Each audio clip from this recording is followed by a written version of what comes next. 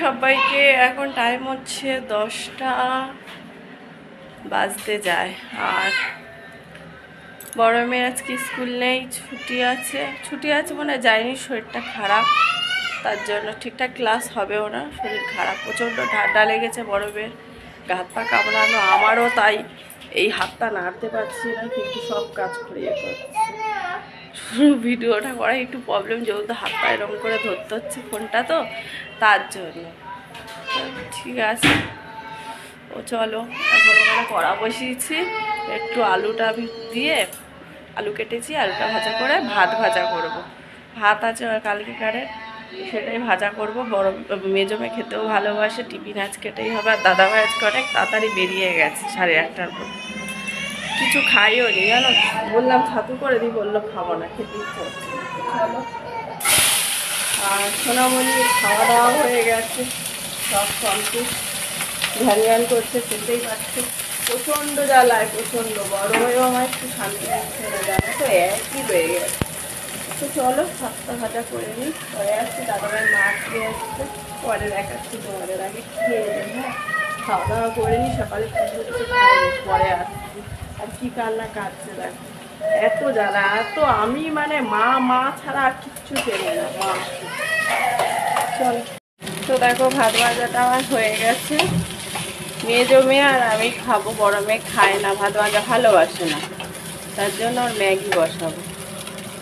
এই যে ম্যাগি নিয়ে নিয়েছি বাটিতে, বলছে রেখে দাও, আমি করবো।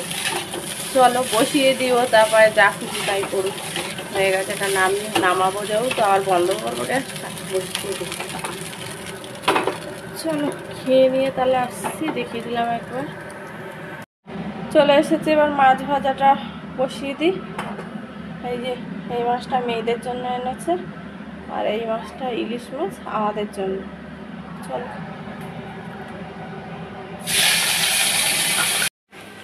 ঠিক আছে, যদি না হয়ে থাকে বলবে এই নাইটির মাপে, তাহলে মাপটা নিয়ে নাও, আমাকে নাইটিটা দিয়ে দাও, করে দাও। যদি হয়ে যায়, আর কিছু করার নেই।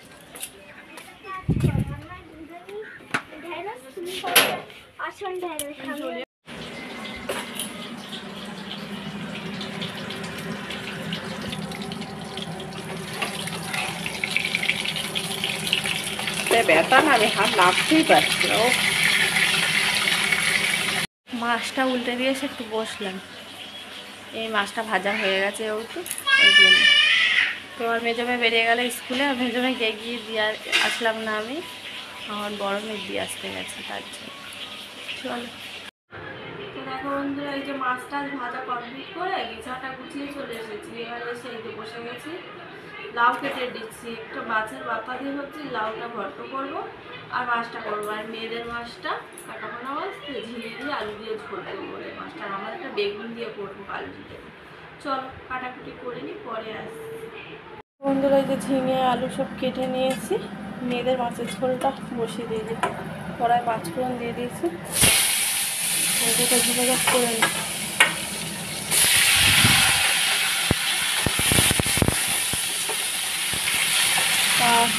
মাছের মাথা দিয়ে এই যে লাউ অল্প করে কেটে নিয়েছি, লাউ ঘন্ট করবো। একদম ছোট্টই লাউ ছিল, বেগুন দিয়ে ইলিশ মাছটা করবো।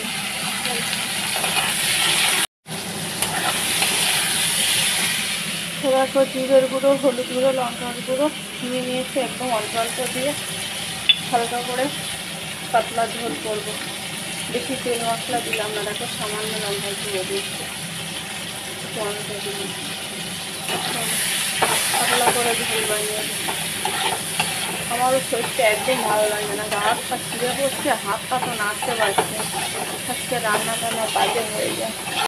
তো দেখো বন্ধুরা, ঝোলটা ফুটে গেছে, মাছগুলো দিয়ে দিই। আর এদিকে ভাতটাও বসিয়ে দিয়েছি, নাহলে দেরি হয়ে যাবে।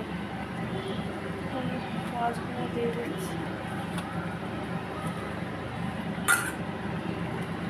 একদম হালকা পাতলাভাবেই করলাম, কারণ ওরা তো তেল মশলা একদমই খায় না, তার জন্য এমনিও করা হয় না। চলো।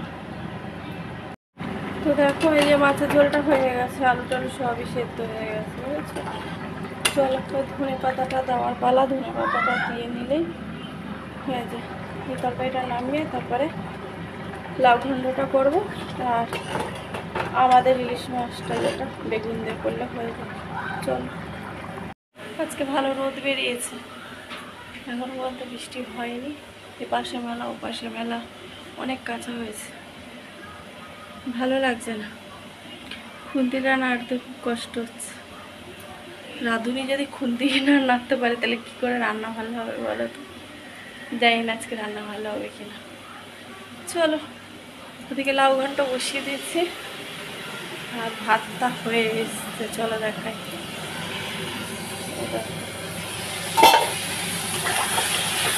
মাছের মাথাটা দেওয়া হয়নি এখনো, দেবো একদম অল্প করে রাখি। আর এখানে যে ভাত হয়ে এসছে, মাছের মাথাটা দিয়ে দেবো। আর একটা মাছের মাথা রেখে দিয়ে তারপর কী হবে, একটাই দিলাম অল্প যেহেতু।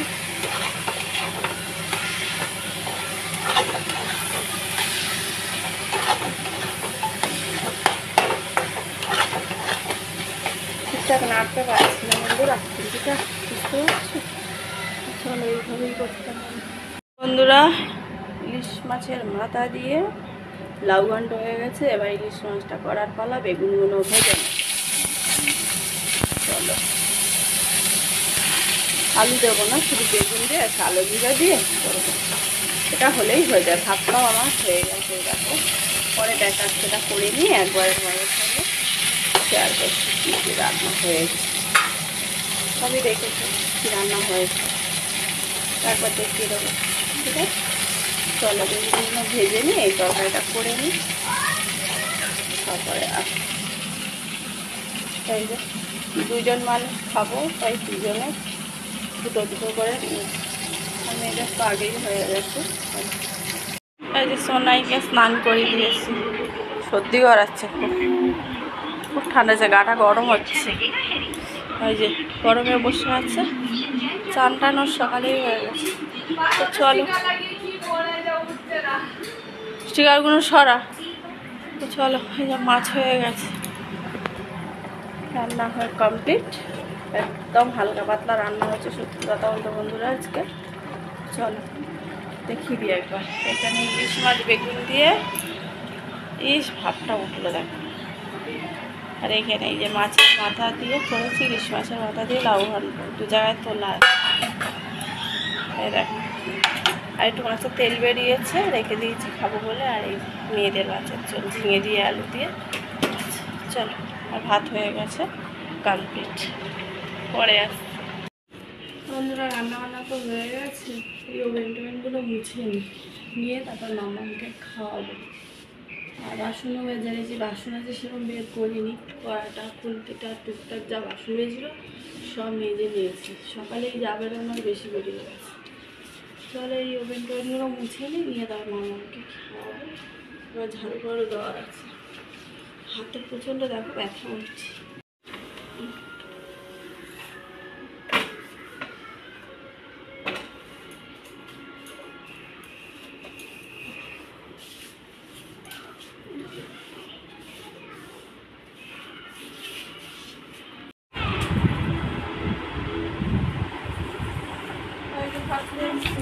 ওভেনটার নিচে চলে এসছি, খাওয়া বসে মামিকে। আয় আয় মা,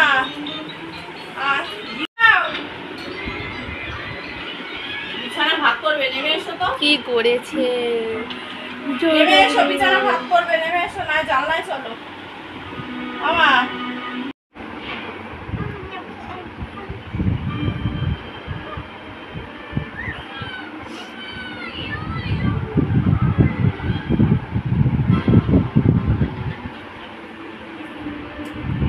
চলো বন্ধুরা, মামামের খাওয়া হয়ে গেছে, এবার আমি আর বড় মেয়ে খেয়ে নিই।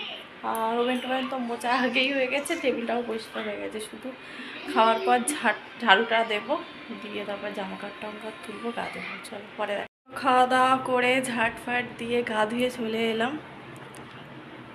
আর এখন কটা বাজে, 4:45 বাজে। মেজো মেয়ে এক্ষুনি চলে আসবে। আর সব জামা কাপড় তুলে এসেছে, প্রচুর কাঁচা হচ্ছে। আর এখন মেঘ মেঘ করছে, শুকিয়ে গেছে সব। আর গা ধুয়েছি, সেই নাইটিগুলোই শুধু বাইরে মেলা আছে। তো চলো আজকের ব্লগটা এখানেই রাখছি, নেক্সট ব্লগে দেখা হবে। তোমরা সকলে ভালো থাকবে, সুস্থ থাকবে। ওনার শরীরে দিচ্ছে না রাত অবধি টানা, ঠিক আছে? Tata bye.